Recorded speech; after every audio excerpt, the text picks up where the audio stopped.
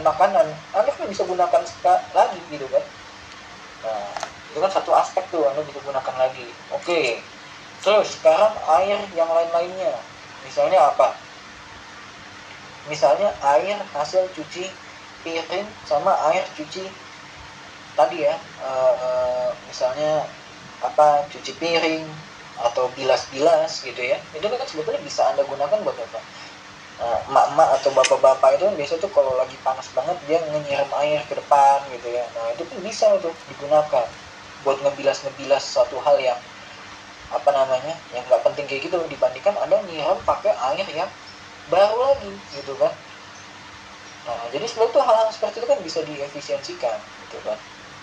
Tapi itu harus ada apa? Harus ada sistem pemisahnya. Mana air yang bagus, mana air yang jelek gitu kan. Nah itu jadi logikanya harus dipakai gitu ya menurut saya. Nah ini ya, create baseline data saya rasa udah jelas tadi, pakai motor audit juga gitu ya. Ya keunggulannya dengan Anda punya bill, punya credited fees dan lain-lainnya, ya Anda bisa ngecek bahwa upaya kita ini sebetulnya dengan misalnya tadi ya nambah alat baru atau mengubah alat, mengubah sistem gitu ya, itu secara keuangan tuh lebih bagus apa lebih jelek gitu ya, itu juga mesti dihitung. Nah terakhir ya ini ya, belum terakhir ternyata masih banyak gitu ya. Nah ini appoint dedicated water conservation manager, ya orang yang bertanggung jawab. Jadi Anda tahu bahwa kalau ada orang yang bertanggung jawab ya dialah yang nanti akan mengontrol atau berperan besar gitu ya dalam upaya-upaya Anda dalam mengurangi air gitu ya, konsumsi air. Lalu seek support from senior management, ini dukungan. Ya tulis saja bahwa ya kita harus mencari dukungan dari level yang lebih tinggi.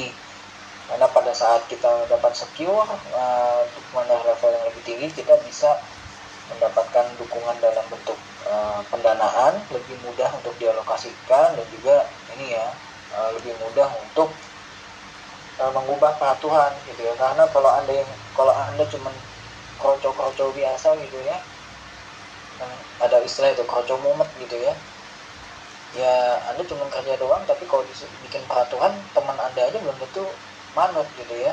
Nah, tapi kalau bos anda yang ngomong ya anda semuanya udah manut gitu kan. Dan yang terakhir reporting ya, pada saat anda mereport, keunggulannya apa? Orang tahu upaya anda apa, ujung-ujungnya apa, ya anda dapat rekognisi, dapat apa namanya ini, dapat pengakuan dan reputasi yang baik. Ujung-ujung kemana? Ke ekonomi gitu ya. Nah, kayak gitu ya rekan-rekan ya, itu yang nomor satu gitu. Jadi yang penting itu logiknya aja Anda harus buat gitu ya dalam penulisan ini. Oke rekan-rekan sekalian, tinggal 14 menit lagi gitu ya.